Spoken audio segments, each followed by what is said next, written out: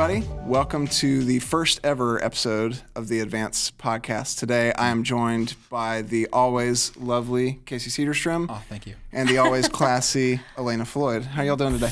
I'm doing good. Thanks for having me. Yeah, I'm doing good. Good. Yeah, I think we're all good. Yeah, we're just all good. It's a good day. It's afternoon. It's way better than recording podcasts in the morning. I can only imagine. I agree. I've done that, and everybody's all low energy when it's in the morning. So to sort of kick things off talking about this, I was wondering whenever it comes to your friends, like your inner circle, your squad, your tribe, whatever you want to call it. All of the above. All of the above. Right. Your circle squad tribe, CST. Right. What character trait do you value the most? Like when you think about the friends that you have that are closest to you, the 2, the 3, the 5. Right. And what is the character trait that stands out to you that most of these people have in common? Yeah, that's a very weighted question. I like it. It's a good question. Yeah, I can go. Sure. Go for it. Yeah, I was thinking about this, and so for me, I would say, I mean, it's always nice when you can laugh with your friends, so I would say that's like very important. But if we're going serious, and I kind of want to go serious, so let's just take it there. Mm-hmm.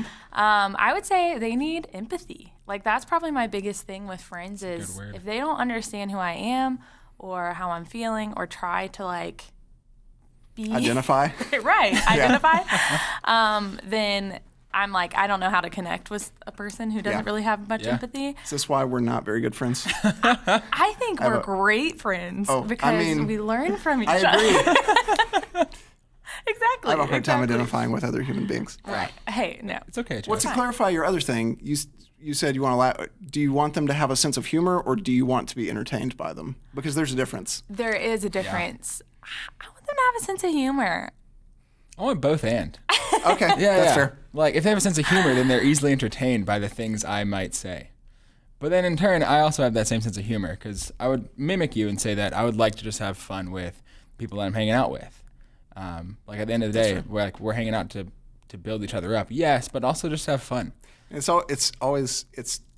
you ever have somebody who they're like, they seem to really have a good sense of humor, but then you watch the stuff that they think is funny, and you're like, oh my gosh. Am I missing something? Am I not getting the joke? Absolutely. It makes you kind of rethink, like, how did we connect? Yeah. Like, kind of like, I'm sorry, but to be honest, it's like, wow, we were connecting so good, and then you thought this was funny? Like, I can't. Rough. I get secondhand embarrassment really easily, and there are a few things that bother me more than when somebody's like, I want to show you this video. It's really, really funny. Right. Yes. And it's like 4 minutes, so that's it's not 30 seconds. That's an investment. And you're like 2.5 minutes in, and they're laughing, and you're like, no punchline. I'm waiting for the joke. I'm waiting for it to get funny. It's not coming. And then it's just like, and if you're the other person, you're like, do I let it keep playing? Do I bail? Do I pretend I got to go somewhere? I got a phone call? This literally happened to me. I was that person showing a funny video, and no one was laughing. So I think it just showed a lot about me. Yeah, you're welcome. That's why I'm here. So I can empathize with that person. I just don't share videos a lot with people unless it's like 30 seconds because that's not a lot of risk. Yeah. I'm like, it's 4.5 minutes. I swear it's worth it. It's a big time commitment, but so is our friendship. That's good. Well, so in talking about friends and things you value, the one that sticks out to me is loyalty is a big one. I was gonna say that. There was an old song by Train or somebody, like some obscure artist that doesn't make music anymore. And he says something about your best friend sticking up for you even whenever they know you're wrong. Yeah. I'm like, yes, that's what I'm looking for in a friend. Yeah, absolutely. And I think whenever you have that, I mean, it's essentially it's based in loyalty, and I think that is why it's easy to hold grudges. Yeah. Whenever you feel like somebody has wronged you, who you would call a friend, because you're like, you broke this like unspoken code or bond or whatever it is that we have. Trust. Was there ever a time that you can remember specifically that you didn't realize it, but you were holding a grudge? Like all of a sudden you have this thing, you're like, oh, I'm way more angry about this than I thought I was. I'm upset and didn't even realize. Anything instantly come to mind? Absolutely. May I? Okay, Yeah. thank you. You may. So it was, thank you, Alana. It was middle school, and me and this one guy, who's now my best friend, to help you with the context, Okay. we both liked the same girl. Yeah. Instant fun, instant chaos, right? And so, like, the three of us had PE together, which is always great because guys are going to show off our stuff as best we can as middle schoolers. Everybody's got to run the fastest and lift the most and jump the highest. And he jumped higher, ran faster, and lifted more than I did. Yeah. It's not looking too good for And for that's young how it turned. Kacey. Yeah, young Kacey did lose that battle. He ended up going out with her for like a few months, maybe. It wasn't anything too serious. Right. But middle school, it's like forever, basically. Yeah. This was actually a hard one because I think sometimes it's hard to like become aware of these grudges because you just really don't want to think you're that kind of person that does it. So when I was thinking about it, I actually had one fairly recently. This morning? Yes, right now. But it was actually like when I moved back to Charlotte. So this was like 2 years ago. I was like trying to make friends. I was like excited to, I didn't know too many people.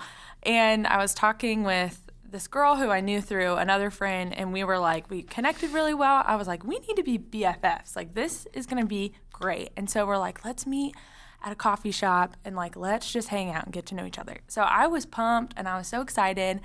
And we get there, and I remember talking with her before this happened, and she was telling me about this guy who, like, she thought they were going to date, and then they didn't, and she was heartbroken by it. And so this guy was, like, on her brain all the time, right? Well, we get to this coffee shop. 5 minutes later, that guy comes in, and I'm like, oh, something's about to go down. No way. And then, long story short, we literally talked for 5 minutes, me and her, and then she wanted to go hang out with this guy. As you do. Yeah. And all of his friends. No and I argument thought, here. we're just going to say, hey, it's going to be great. Like, No. it's going to be fine. The whole time we hung out with them, and it was like I wasn't even there. And so from then on, I was like, we're You not don't like her. friends. Like, I don't know. Like, I'm sorry. I know that this was a big deal to you, but like, you can't just like act like I'm not here anymore. Yep. So I held a grudge, and we didn't hang out again. When the guy walked in, was there any doubt in your mind about where that story was going? Oh, no, not at all. Right, yeah. Not at all. Yeah. So I think I didn't realize I was holding a grudge until like a few months later when she had kind of texted me to hang out again, and I like didn't realize how many times I had like kind of blown her off. Yeah. And then it kind of hit me like, oh, I'm like still upset about this. Did you ask if the guy was going to join you? No. Not at all. I had he was my 10th or maybe 11th grade English teacher, and he was a really cool guy, and he just went on rants sometimes. And he was like, man, I hear all the time people talking about being frustrated with their friends for like one person starts dating and then they ditch the group. And if that's me, I'm like, of course I'm ditching the group. She is way more attractive than all of y'all are. very And she's true. got fingernails and will rub my head and stuff. Oh, stop. And when we break up, I'll come back, and that's just how it's going to be. I don't know that that's the right way to approach it. Right. But It's not bad. I get the it. point. I definitely get it. Right. Yeah. That's why whenever, makes sense. when the guy walked in, I'm like, Immediate. she's gone. knew. Yeah. Elena might as well have left. I know. What's funny is she was actually 2 hours late too to hang out. So it just like from the beginning, That's I more just was salt in like, the wound. are we Is 2 friends? hours late? Or like that's Yeah. late is like 20 minutes. Right. 2 That's hours pushing is it. like they got the wrong time.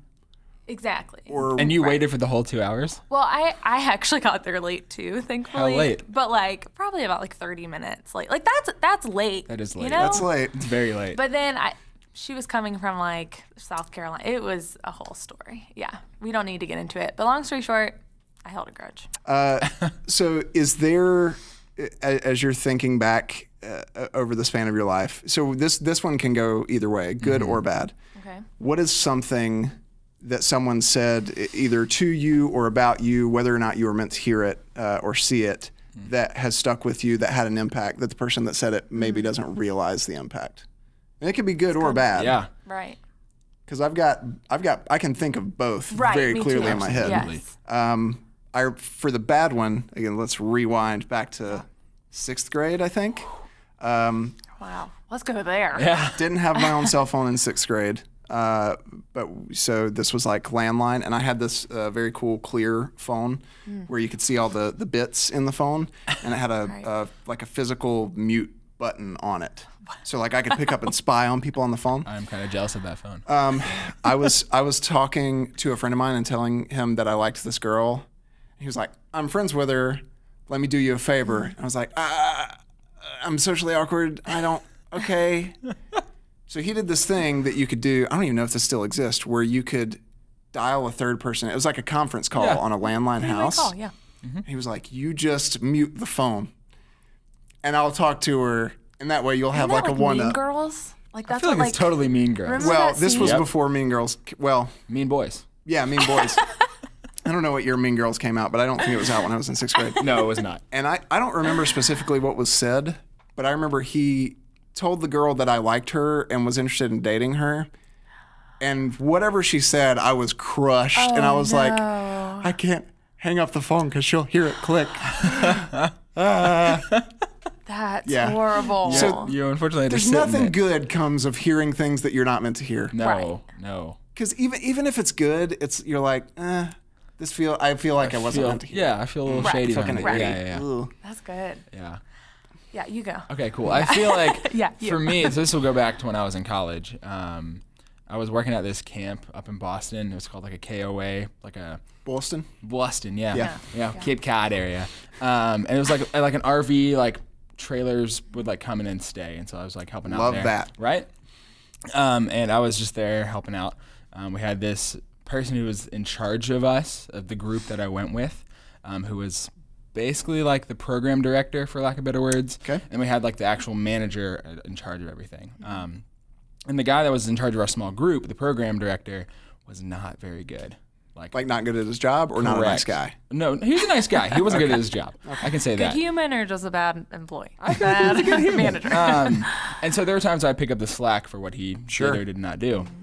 And so then the manager, like, I ended up leaving a little early. Things happened. Was not happy there because of the guy in charge and the big guy in charge. And so I was like, hey, I just want to let you know, like, I'm not happy here.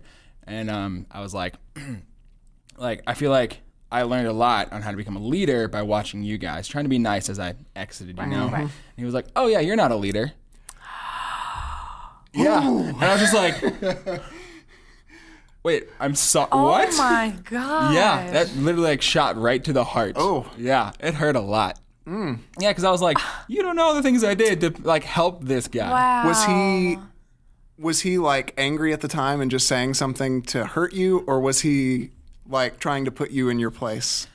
I don't really know. He was also from like that area, so Well, yeah. Northerners, which I can't say too much. Typically a 'cause little I'm- more open. Yeah, that's a great Or way to put it. direct Yeah, would be yeah, the yeah. word. But I was still just like, I picked up the slack on this guy multiple times that you never really saw. So thank you for this opportunity. And I bowed out gracefully. Well, so that's another grudge I had. If I'm gonna go back to the That's like a previous stab question, to the heart. Yeah. it was. That's rough. There are two ways to learn how to be good at something, and that's to watch somebody really good, and that's to watch somebody really bad. And I watched Right. someone really bad. And like, there's nothing worse than somebody who's really bad at something and that they don't realize it when they Yeah. think they're good. That's Yeah, that's exactly how I felt walking away. I was like, I learned a lot on how to be a leader because you guys aren't that good at leaders. Right. So thank you for teaching me on accident. I didn't say all of that. It went through my Right. head. Yes, of course.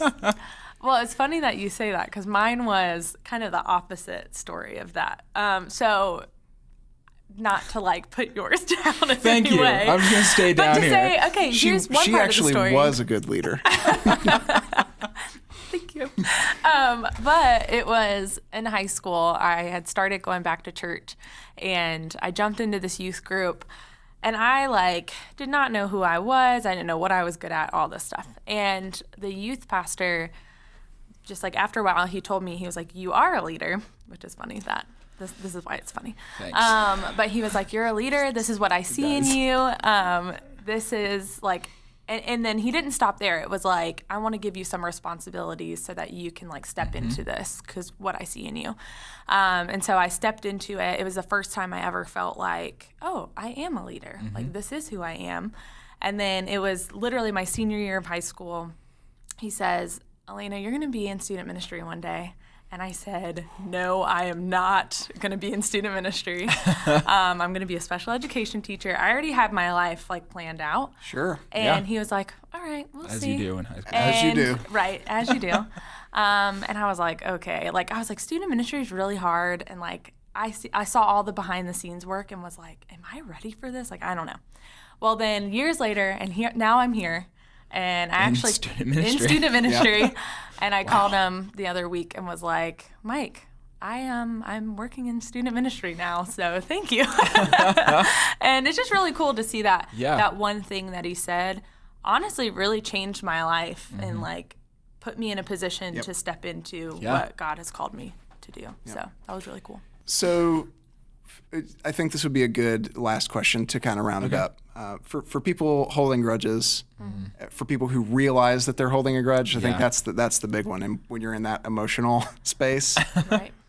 what is your advice for somebody that has either just realized they're holding a grudge, or they know for a fact they're like, I'm just angry and I'm going to be angry about it? Like, what is your advice for that person? Because it potentially is all of us. Yeah. Right. Oh, we all like do this. Right. Yes. Right. Yeah, We that's all need. So it's not what's your advice for those people. It's For everybody. what's your advice for us when we're there, because we are all there at some point or another. Right. I would say first, forgiveness is really hard, but I think that's what we're called to when we're holding these things. And I would say for me it was, and I think it's different for everyone, but I would say like the number one thing, first thing to do when you realize you are frustrated, angry, upset, holding something in, would be remembering who you are through the filter of who God is. And so like for me, it's pretty much starting with truth and not starting with lies. So believing that, okay, I'm a child of God, I'm loved. Because a lot of my grudges, I will say, is from what people have said to me. Like, I'm shallow, I'm not smart enough, like I don't have enough depth. And those are really like hard for me to hear. And so for me, I know that that's not what God says about me.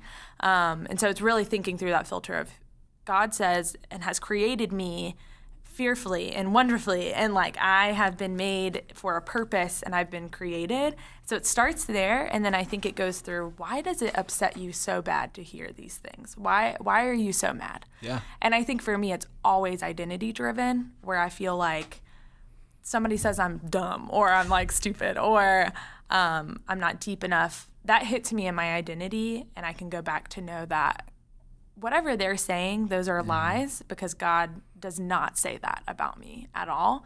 So I think it just starts with knowing who you are to be able to forgive well. That's and good. Let go of that. Yeah, that's really good. That was good. Yeah. I would say I'd have to go to the hit movie Frozen and just say, honestly, like, let it go. I'm not going to sing it because I'm not Alana Floyd here. But in reality, in reality, holding on to that grudge, you're just going to sit in that for way too long. Yep. And it's going to like make you just more angry and more angry. The longer. Yeah, fester's a great word. Right. And a gross word. Yeah. But it's accurate. Yeah, like to go back to the story of when I was in middle school and my friend and I were going after the same girl. If I had sat in that, then we would not have later become friends and eventually best friends. Yep. Or even the comment of how I wasn't a leader. Like if I had sat in that and been like, no, I am a leader. I'm going to prove to you why I am a leader. Right. I would have exited completely negatively and ended that time there in a very negative fashion. Right. Instead of just being like, I may disagree with you and I am angry that you said it, but staying in that anger is just going to make the situation worse. And then you're going to think worse about yourself, about the person, about the situation. And letting it go, honestly, is just the best thing you can do. You can't live life with a clenched fist. You got to live with an open hand. Yeah. And I think you hit on something too, because when you don't let it go, and even sometimes when you do, when you go back to being angry or even later frustrated with yourself, I am sure that at least once or twice when you were frustrated with yourself, you thought back to that guy saying, you're not a leader. Yeah. And you've got to stop yourself from doing that. Absolutely. Because it's just like, that's good. It's dangerous. Yeah. Because you all of a sudden you're remembering every negative thing that anybody has ever said about you, and you're like, they're all right. Yeah. It opens that vault. Yeah. Like, just like, I'm the worst. The floodgates just come pouring. Right. Yeah. So I thought of two things, maybe three. Number one, I don't. You do need to let it go, but I think you also have to process it. It's not human to just like, because we're not machines. You can't just like stop and be like, I'm not going to emotionally process this. I'm going to let it go. Right. You know, it's nice to think about a monk on a mountaintop who's able to meditate and do that, but I don't think that's real. No, yeah. So you do need to process that emotion for sure. I know particularly when I am frustrated in the moment, I've now learned to just remove myself from people, not to isolate myself because that's dangerous too. Yeah. But I'm like, I know that I'm in a bad mood right now and I'm going to say some dumb stuff. So I just need to not be around people while the powder keg is still lit. Yes. And just whenever I calm down a bit, I will re-enter society, in a couple hours, it'll be fine. But yeah, it definitely, you got to choose grace. Yeah. Like you especially when it's like friends and long-term friends and family and people that you trust and you love and you know that they love you. Yeah. You've got to just be able to let that stuff go. Right. On the other hand, there is a difference in holding a grudge and being in a toxic relationship. Absolutely. That's good. And I think that's word. something. I think that's something that a lot of people miss is, they hear that whole Jesus saying to forgive them 7 times 70, and they keep being wronged. But if you're in a toxic relationship or an abusive relationship, God doesn't call you to stay in that. Absolutely. That's a good word. God wants you to be in healthy relationships, and so there are some times when they're just toxic people, and the best thing, even though it feels wrong, is to not have them in your life. And this does not mean, Mom told me to do that again. They yelled at me about having a dirty room. But if you have somebody who is again and again and again, who is just like insulting, verbally abusive, or a friend that just keeps breaking your trust, anything like that. Yeah. Right. I mean, it is okay. You are called to love everyone, but you're not called to be friends with everyone. Yeah. Right. That's a good word. Which again is like it's a hard line. It's a hard, thin line to walk, but I just don't want anybody to hear like, oh, you just need to forgive anything that's ever always done. I mean, you do need to forgive anything that's always done to you, but you don't have to keep letting yourself get back into Yes. that. forgiveness and trust. Yeah. It's like there's a difference. You can forgive somebody and not trust them with the same, responsibilities again. Right. Yeah. So That's good. That is good. That's really good. well, friends, thanks for sitting down with me for of this. course. Yeah. This was Thank you. fun. Yeah, thank you for having us. Yeah. This We is should great. do this again soon. Let's do it again soon. Right. And as for everybody watching, make sure you like, share, and subscribe. And we can't wait to see you at the best place to be on a Sunday.